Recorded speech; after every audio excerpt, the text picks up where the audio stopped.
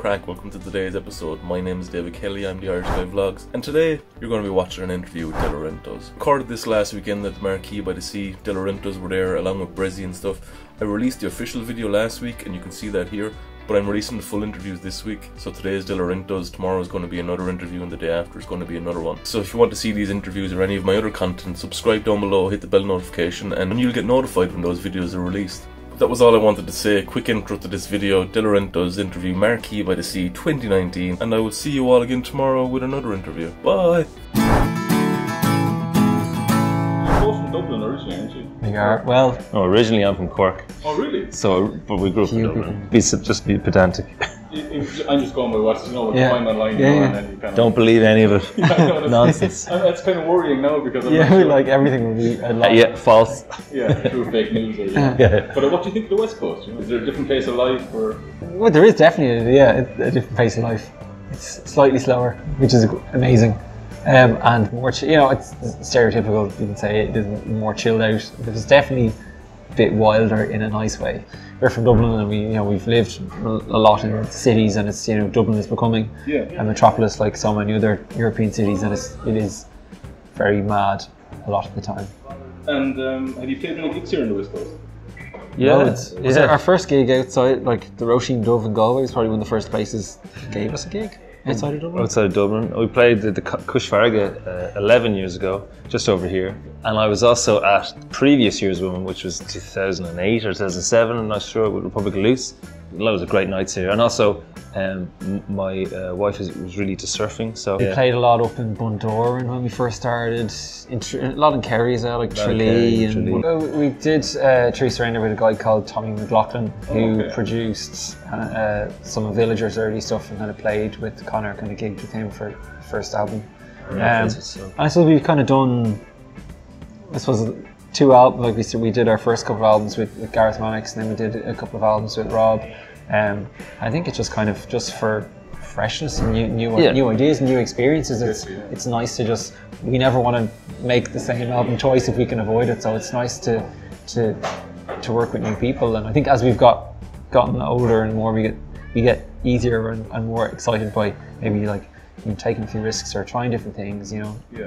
So it's more of a creative decision than... It's also slightly vampiric as well, because you take the blood out of the first two producers, and then you take all the things that you've learned from them, bring it into yourself, go to the next producer, learn from them, suck the life out of them, leech from them, and then bring... as we kind of learned what we want. We knew more about what we wanted as we went on. And so Tommy was great, perfect for that. And so it's funny because we're not sure what the next stuff who we're going to record yet. We're working on stuff and we're having those discussions now, because it would be very, very easy to go back with all of those three guys because they're all really, really talented, and we also made good stuff with them. So, but then is it more of a challenge to work with someone else, to push yourself more, to go outside your comfort zone a bit? So that can be a good thing creatively sometimes, but you kind of tend to not know where it's going to end up. Well, I think you're right. It's brilliant creatively, and it's scary, but I think that's like the way we make our music. People who know us will know there's 4 songwriters in the band, and every album process is kind of scary because you don't really know. You start out a process and nobody has any idea or really much control over what the end product is going to be. And I think that's been one of the things that has kept us doing it, because of that excitement and that uncertainty. So you're kind of chasing that thrill of the unknown. Kind of going, where is this going to, everybody, we've lived in each other's pockets for a long time as well, but now kind of, as we get older as well, everybody's living different lives and having different experiences, and it's when that all comes together, it's an exciting thing. And the last time worked really well with Tommy as well, because as Ro said, like we were all sort of, we're all adults now with families and whatever else.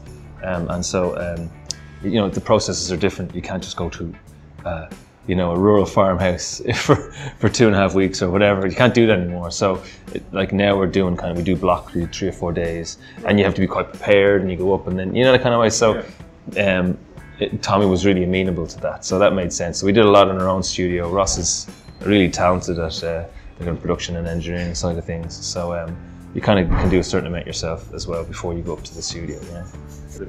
No, it's the same as everyone's lives. Your life when you're 20 is always going to be different to your life when you're, 35. It's always going to be like that it's sure life, huge amount of life happens in that 20s period, and you know, like it is very different, but in a good way.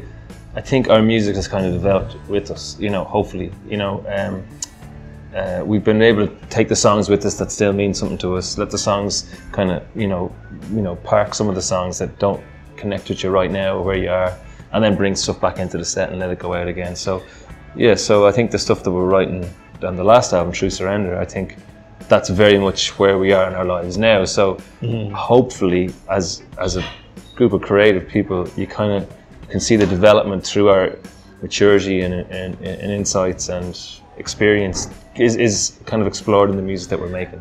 Do you have any plans for a newer album, or you still? Well, kind of music, yeah. Yeah, we're like, we're not sure what it's going to be yet, but we're starting to like play some ideas to each other and that kind of thing. It's as I said, it's one of the things also that's happened over the last, you know, kind of whatever, 14, 13 years. Is that we're also we've got to be stronger maybe in our what we like, you know. So the initial songs would have been like bring a bit to the band and go, what do you think, and we're working together. Now it can be more, I have an idea, I'm going to work this through, here's my, you know, thought process, and you've kind of developed it a bit. So then people are coming with their, you know, we're all at different stages now, so what we bring to the music is now, you know, there's more, everyone has got their own personalities and fingertips in the music, so it can be pushed and pulled in different ways. So that's exciting and interesting. It's nice different. It's nice to have that, there's 4 streams of content, I guess, you know, or possible content, you know, coming from each one of That's a very blogger way of... Well, that's kind of how my brain works, you know. There's streams of something, all right. Streams of something. Streams of consciousness some days, I guess. Yeah. I'm trying to think of all the other questions I had in my head, but now they're all gone. They've been great so far. Have they? Yeah. Without being a cliche, or without you haven't been asked it 1,000 times. Yeah. Well, we haven't been, you know, it's interesting. It doesn't matter how many times you get asked a question. The answers will always be slightly different because of the mood you're in or the life, you know, where you are. Someone asked me the same question 10 years ago to now, I would have a totally different answer, you know. And as well, I think everything like that has changed. Do you know, like over the last couple of years, all that your experiences feed back differently to what you're given. So I wouldn't worry about asking the questions that have been asked before. I'll try and give you a creative answer. Yeah, cool. Thanks. You've opened up for likes of Sinead O'Connor, Bruce Springsteen, Arctic Monkeys. Which one would have been your most memorable, and why? Well, I have an answer for this actually. I know. I'll have one too. It's not going to be what you think. Oh, isn't it? Oh, So around the early 2000s, you know, mad into music, we listened to the Arctic Monkeys a lot when they kind of came out. I was a really big fan of Idlewild. So we listened to a lot of Futureheads at the start.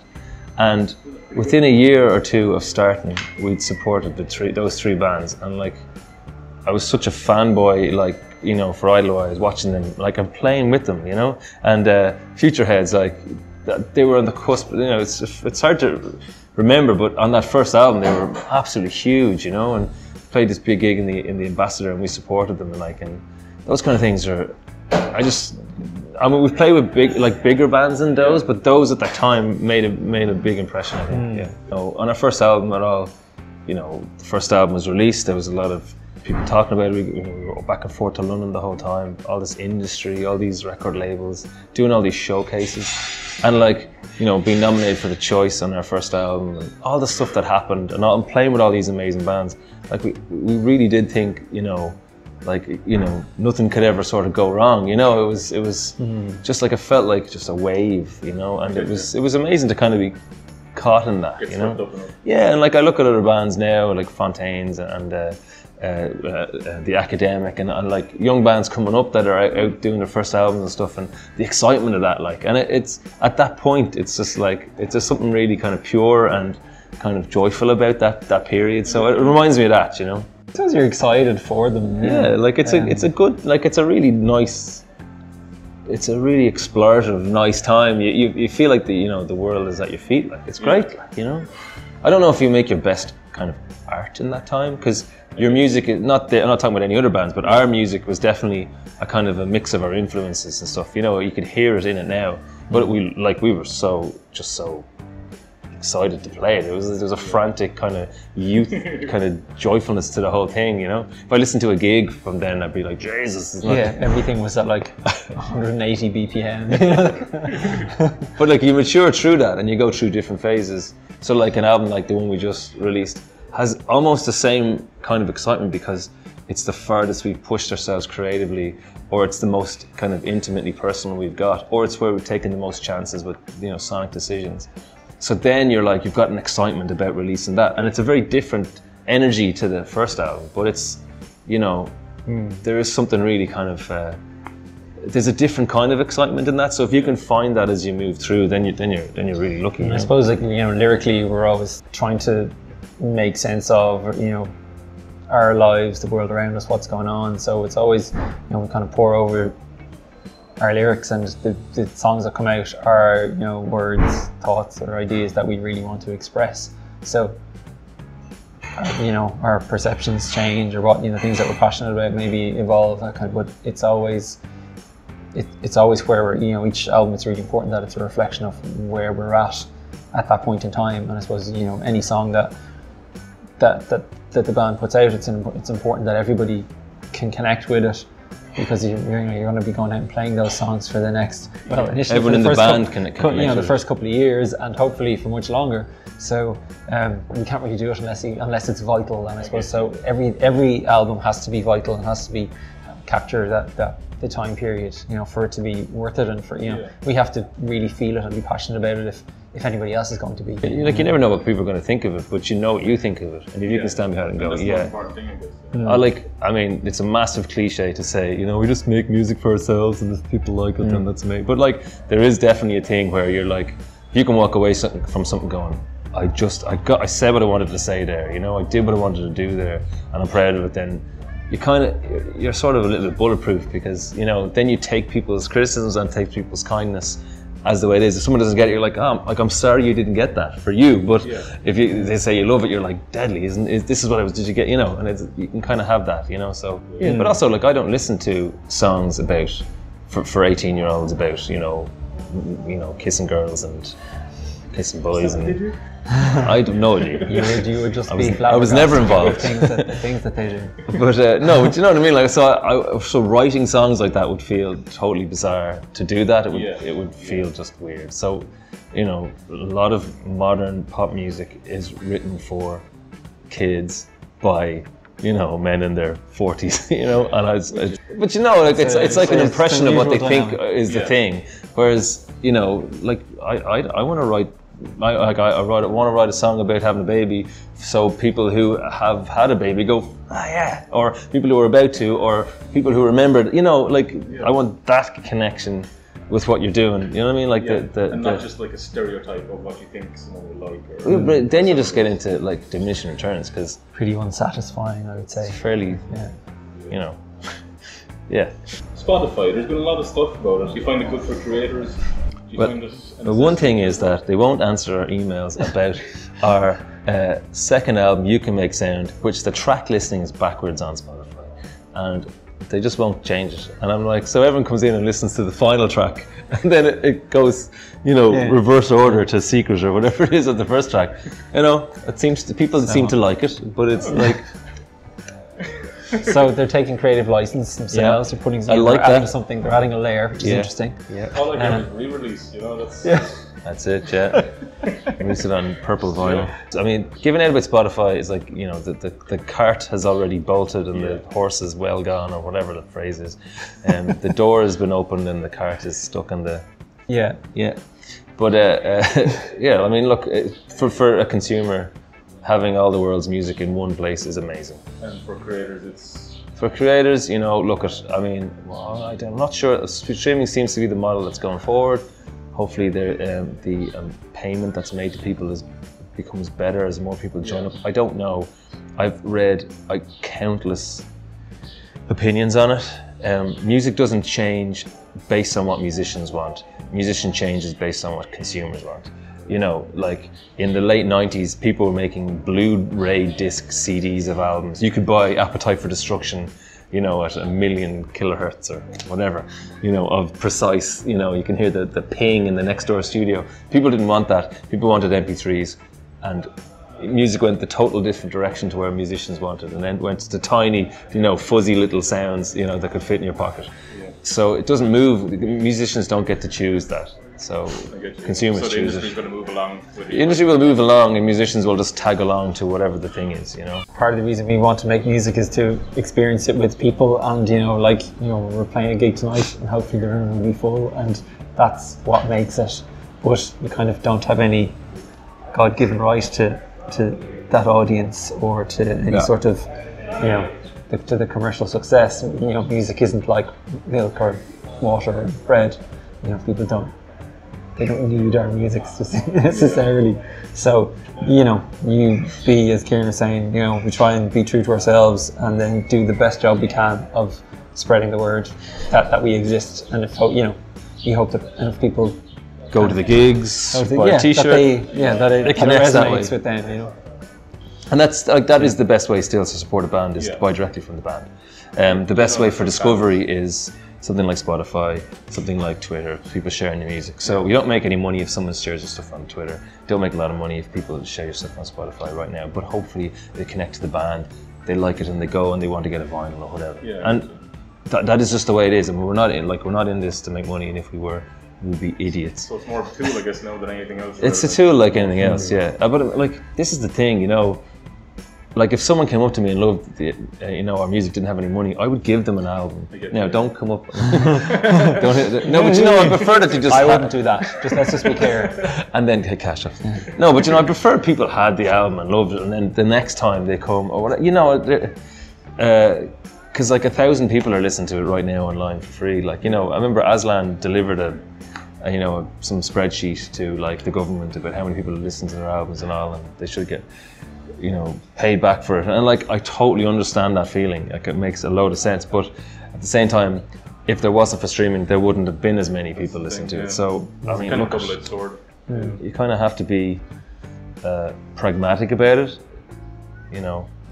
It's sad, but it's the way it is, I guess. But also, like, from the consumer end, we're all big fans of music. We all listen to a lot of music, so that's what you do. You listen to it on stream and you go, I heard someone said someone was good, let's look it up and find it, you know. And then you go and you listen to the album that day. Like, that's amazing as well for discovery. And if you love it, then go and buy it, you know, go and support them. So you have to just understand that that's the way it works. And, you know, people follow you on Twitter, you promote your gigs, you promote your stuff, people follow you online, whatever. It's like, it is just what it is. You just gotta do your best to make your best out of it, you know. You mentioned Appetite for Destruction. So would you be a Guns N' Roses fan? Would you be? I am not a Guns N' Roses fan. Okay. Not because of any other way. My older cousins liked it. It was just way. You know, the music that you enter, you know, your kind of obsessive kind of teen level is the stuff that's sort of staged, and that was before, you know. Just late 80s. Guns N' Roses is just too far, just kind of just beyond. Actually, it's funny you should say that, because I was doing a recording with my wife, just like playing around, and we did Sweet Child of Mine, like a lullaby, and it turned out like amazing. So now I'm like, oh, I do like that song. But it's got really weird lyrics in it. It's like, your hair is a beautiful place. It reminds me of a warm safe. And it's just, it's like, that's kind of, it's a bit, your hair reminds me of, actually it's really good. It's like, it was good. It worked out like that, in a completely different stylistic interpretation. But we had to take out all the Axl Rose-isms of it and make it like really kind of soft, like an old English lullaby, you know? You know what I mean? Like an old style, like lilt kind of, you know, put it. Yeah, well, there was a little bit of that, but not too much. But you know, did you like speaking to cows? But taking it out of it. Oh no. Exactly. Getting milk from cows, which is our next thing anyway. Next album, you asked. Cow milking music. So I brought you a gift, and that's why I was asking kind of Guns N' Roses if you like it, because in an old interview I saw that you wanted to play in Rock in Rio. That was one of the things that you said. Oh yeah. And one of the best bands I know to ever play at Rock in Rio is Guns N' Roses. Oh my God! So it's all coming together. It's not amazing. I know you like guitar. Oh wow! A tiny little Guns N' Roses guitar that you can just have, just to say thank you for doing the gig, for doing the interview, and. It's right-handed, so I can't play it. I'm a lefty, but it's in tune. It's in tune. Can you hear that? That's lovely. Thank you very much. Thanks for doing the interview. Oh, listen, no bother. I just wanted to say thanks, and I know it's not much, but Deadly. I'm going to the practice space. That's it. It's perfect I now. might be able to hang it somewhere. Nice one. Little whammy bar on it as well. It has a little whammy bar. Oh, don't play with the whammy bar too much. It'll fall apart. It's lovely. Thank you. No bother. Sorry if I kept you as well. No, Oh no, it's grand. He's going for a swim. Oh yeah. Say bring the camera down. Bring the camera down and watch you swimming. That'll make it that's good content.